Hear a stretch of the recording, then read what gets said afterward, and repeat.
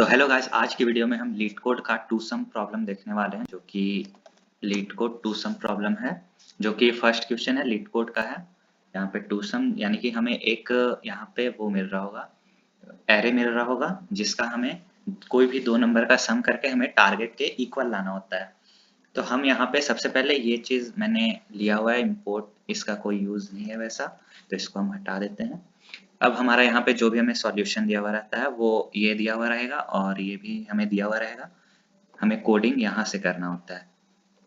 तो हमने सबसे पहले एक ये फंक्शन बनाया है जो कि इंट का, क्योंकि हमें यहाँ पे बोला गया है कि हमें जो है आंसर चाहिए, like given an array return indices of the two numbers such that, और जो हमें इंडिसेस रिटर्न करने हैं वो इस फॉर्मेट में रिटर्न करने हैं। तो ये भी एरे ही है, तो इस चलते हमने जो भी फंक्शन बनाया है वो हमने एरे टाइप का बनाया है।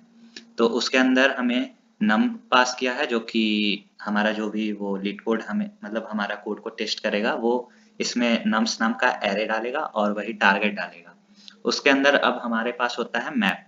मैप होता है जैसे पाइथन में, हमने अगर पाइथन पढ़ा है तो पता होगा कि एक डिक्शनरी होता था जिसके अंदर एक की वैल्यू होता था और एक उसमें वैल्यू का होता था, एक की और उसके रिस्पेक्टिव उसका वैल्यू। अगर आप मतलब और भी क्लियर करना है इस चीज के बारे में तो मैप इन जावा और प्लस ओरेकल। तो मैप्स इन जावा जो हम सर्च करेंगे उसमें ओरेकल की वेबसाइट का हमें जो भी ऑफिशियल रहेगा वो मिल जाएगा। तो अभी ये वर्जन 8 का है, तो हमें वर्जन 11 पे जाना है जो कि यहाँ पे लेटेस्ट होता है। तो यहाँ पे हम गए इंटरफेस मैप की और ये वैल्यू। तो द टाइप ऑफ की maintain by this map, the type of mapped value, यानी पहला वाला जो होता है वो हमारा की होता है, दूसरा वाला हमारा जो होता है वो वैल्यू होता है। अब इसके अंदर बहुत सारे, जैसे डिक्शनरी के अंदर बहुत सारे मेथड थे, जैसे अपेंड करने का कि उसमें कोई एलिमेंट ऐड कर दिए या कुछ डिलीट करना है, तो प्री डिफाइंड कुछ कुछ मेथड हो सकते हैं जो कि हम यूज कर सकते हैं। तो इसमें भी होते हैं, यहाँ पे देख सकते हैं क्लियर लिखा है रिमूव ऑल द मैपिंग, जितने भी उसमें की वैल्यू पेयर रहते हैं सारे उसमें से हट जाएंगे। और भी बहुत सारे फंक्शन है यहाँ पे, बहुत सारे हैं, तो हम इसको देखेंगे जो जो हमारे यूज में आएंगे।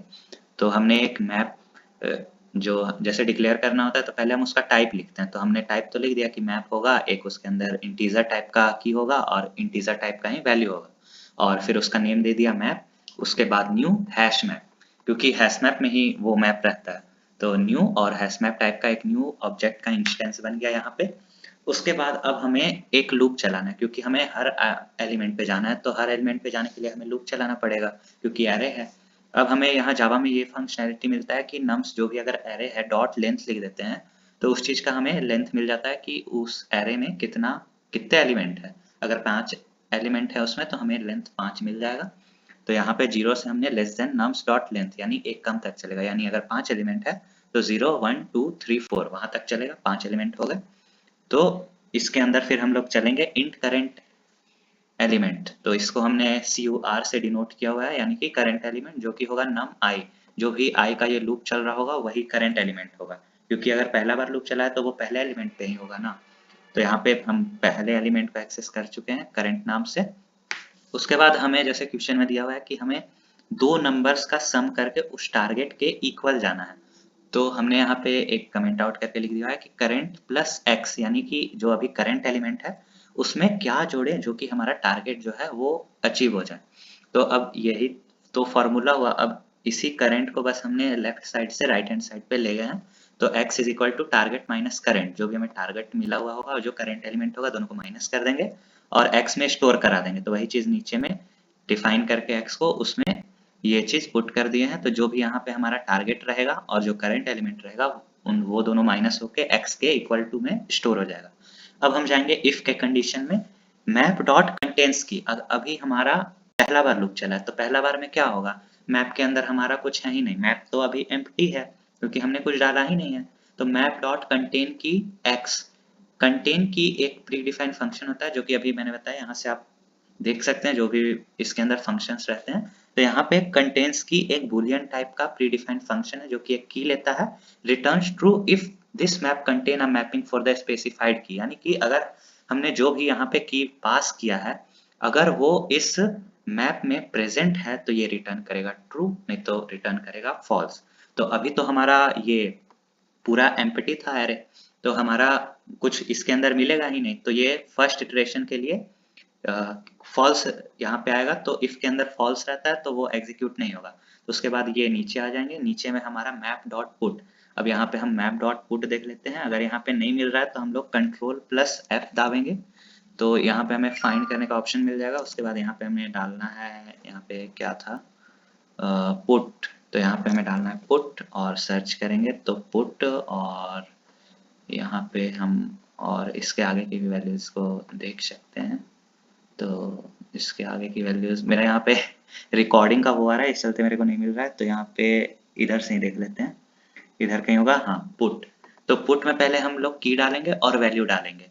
तो हमारा जो भी पुट में की डालेंगे और वैल्यू डालेंगे तो उस की के रिस्पेक्टिव में वो वैल्यू उस जो भी मैप बना हुआ होगा उसके अंदर स्टोर हो जाएगा। तो हमारा जो हमने मैप बनाया था यहाँ पे मैप, ये मैप, तो यहाँ पे मैप डॉट पुट यानी कि उसके अंदर एक वैल्यू डाल रहे हैं करेंट एलिमेंट। करेंट एलिमेंट इसका हो गया की और आई हो गया यानी कि उसका वैल्यू, कि ये एलिमेंट इस जगह पे मतलब स्टोर हो चुका है।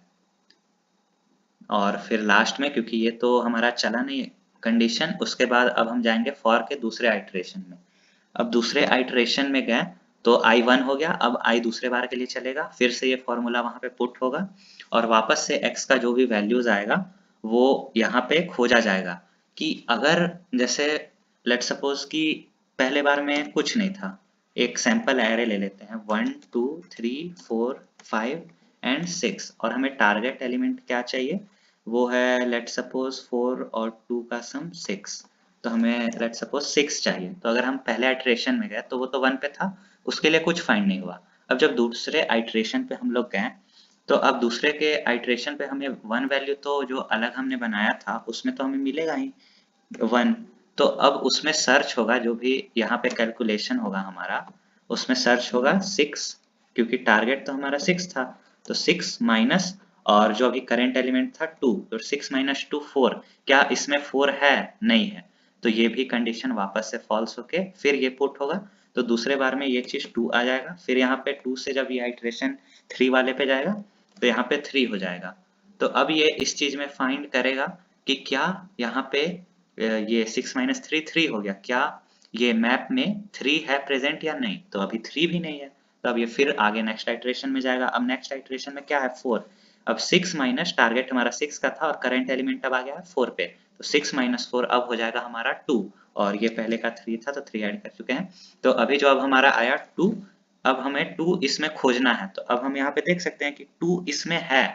तो अगर हमें यहाँ पे मिल गया है टारगेट एलिमेंट, तो अब हम उसमें करेंगे क्या, कि एक हम एरे बनाएंगे। तो यहाँ पे अब हमें मिल गया है क्योंकि हमने टारगेट माइनस करंट, जो कि करंट 4 था, माइनस किया और हमें मिल गया है 2। टारगेट माइनस जो भी x का वैल्यू था वो 2 था, यानी कि हमें जोड़ के जो सम आना चाहिए था वो 2 था। तो 2 तो हमारा मैप में है, वो मिल चुका है। तो अब हम यहाँ पे करेंगे रिटर्न, क्योंकि हमने ये जो भी फंक्शन बनाया था वो था एरे टाइप का, क्योंकि हमें रिटर्न ही यहाँ पे करना है एरे टाइप का। तो हम यहाँ पे बनाएंगे रिटर्न न्यू, न्यू इंस्टेंस बनेगा इंट एरे टाइप का, और इसमें क्या पास होगा, मैप डॉट गेट। अब गेट यहाँ पे देख लेते हैं गेट क्या होता है। तो यहाँ पे जी ऊपर में होगा, get object returns the value to which the specify key is mapped और null if this map contains no mapping for the key. यानी कि हमें ये रिटर्न करेगा किस मैप लोकेशन पे ये मैप्ड है की। तो यहाँ पे जो भी x मतलब ये बताएगा कि ये x का वैल्यू किस जगह पे मैप्ड है। तो वो चीज जैसे इसका इंडेक्स रिटर्न करेगा। तो x हमारा यहाँ पे 2 है, तो ये 2 का इंडेक्स क्या है हमारा यहाँ पे, तो वही चीज यहाँ पे स्टोर करा के एरे में, और वो फिर रिटर्न कर देगा।